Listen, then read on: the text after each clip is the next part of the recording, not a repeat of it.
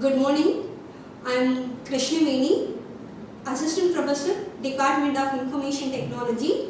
Today I am going to discuss about the lexical analysis comes under the compiler design. So, lexical analysis is an important topic, belongs to the computer science family. When you are going to write the GATE examination under CSC subject, compiler design is an important subject.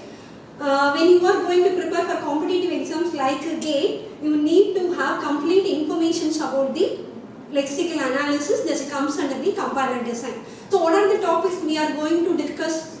First one, what is lexical analysis? What are the terminologies used under lexical analysis? The architecture of the lexical analysis, role and responsibilities of the lexical analysis, what are the functions lexical analysis will going to perform, then finally some of the GATE questions covered under lexical analysis. So when you are moving for the lexical analysis, when you are going for the compiler design, lexical analysis is the first phase of the compiler design. So lexical analysis is the starting phase of the compiler. It gathers modified source code. This is modified source code. So it takes modified source code that is written in the form of sentence from the language preprocessor. Here we are going to topics. This is language preprocessor and modified source code. So what is language preprocessor? It is not a part of the compiler phases, but what it is going to do means, listen, language preprocessor is not a part of the compiler. It can handle original source code that should be converted into modified source code by the language preprocessor. For example, we have the file inclusion. Hash include our header files, then like macro expansions, then define n is 10 like this. All the file inclusions, macro definitions, everything should be handled by the language preprocessor from the original source code that should be converted into modified source code. This modified source code should be given input to the lexical analysis phase. This is starting phase of the compiler. Okay, so language preprocessor.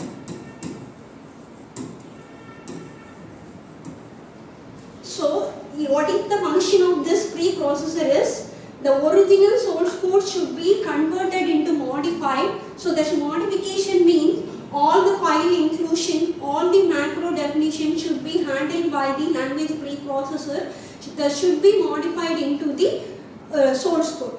Another one, source code that should be given by the first phase of the lexical analysis compiler phase. Okay, so input is modified source code that should be converted into the tokens. This is the work of the lexical analysis. Lexical analysis phase getting the modified source code from the language preprocessor that should be converted into the tokens. So the lexical analysis is responsible for breaking the syntax into the series of tokens. I already told you, na, when this modified source code should be converted into the tokens. Tokens mean just removing all the comments and white spaces. Then it should be identified which is the keyword, which is identifier. This is called as tokens. If the lexical analyzer gets any invalid tokens, then it should generate the lexical error also. Okay. So what are the terminologies used in lexical analysis? Three terminologies. First one is token, pattern and lexeme.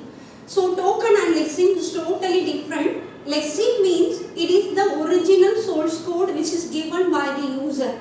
So it's like main, open and close parenthesis, everything is lexeme. That should be converted into the token. Tokens means like token that should be in three forms. This is keyword, identifier, special characters, operators and constants. KISOC.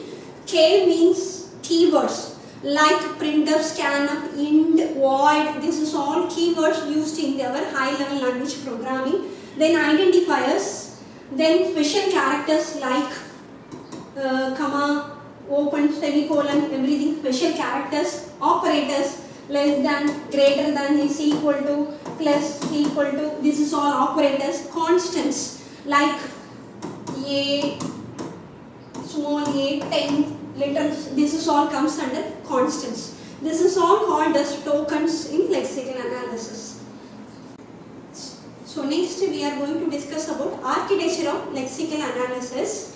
So first, already I told you, we are taking our modified source code from the language preprocessor, that is called as the lexeme, that should be given as input in lexical analyzer.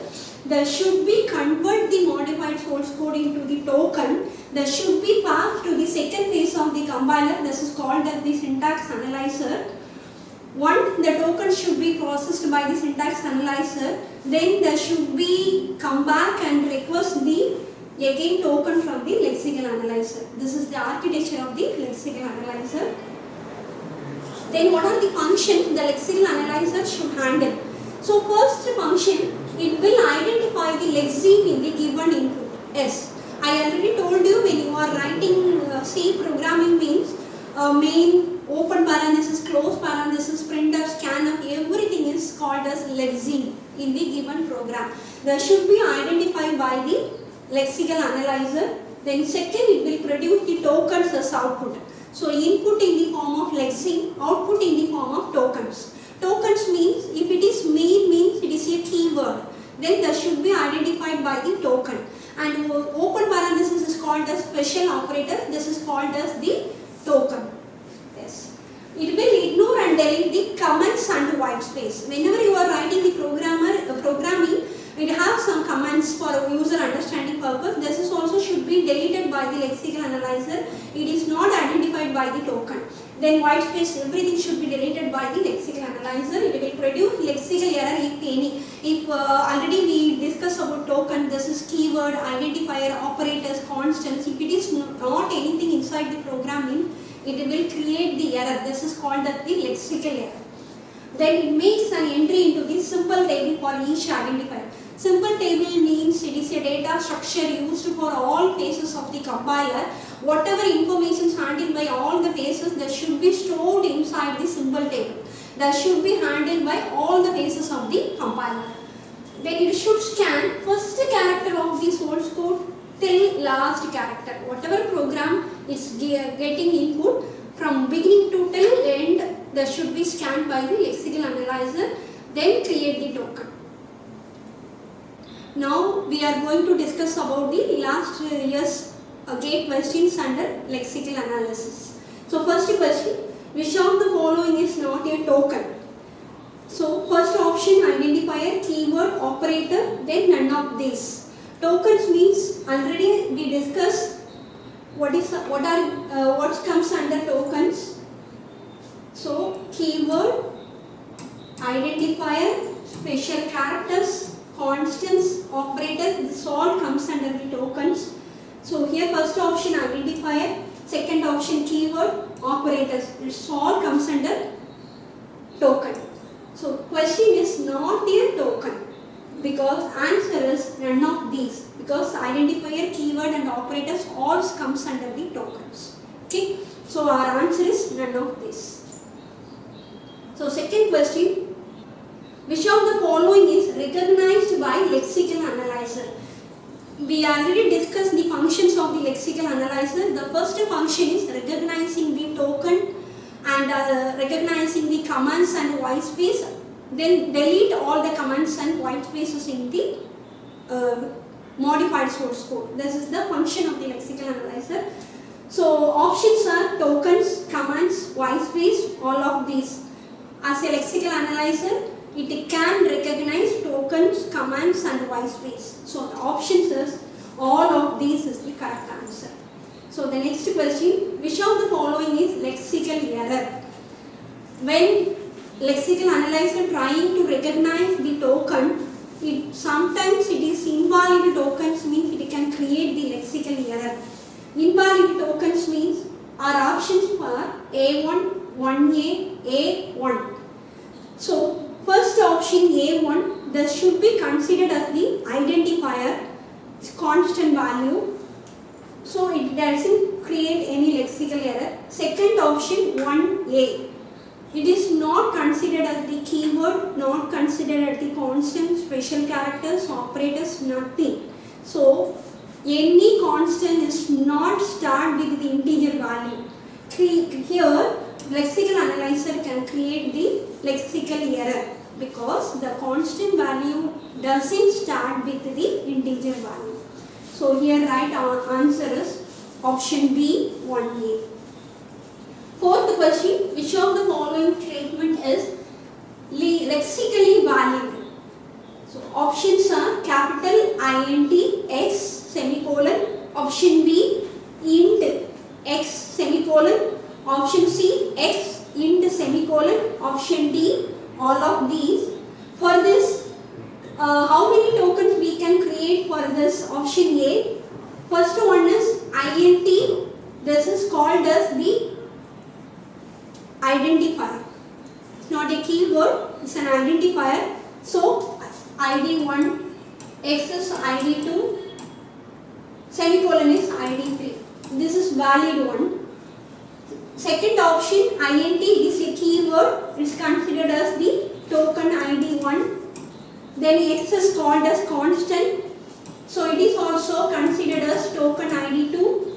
Semicolon is special character. There should be also considered as ID3 token. It is also a valid one. It is valid one. Third option X int semicolon. X is a constant. So create the valid token ID1. Int is a keyword.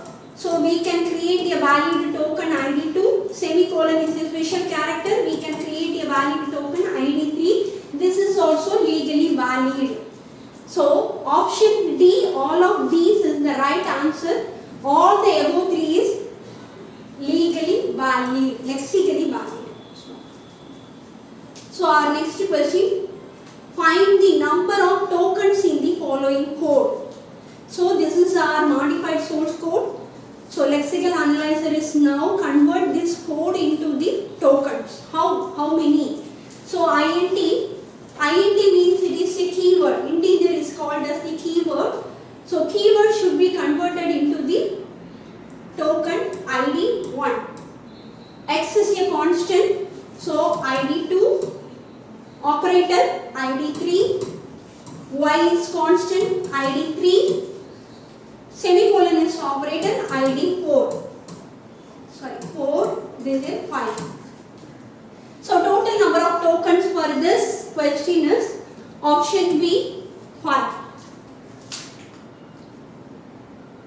Next question, find the number of tokens in the following code.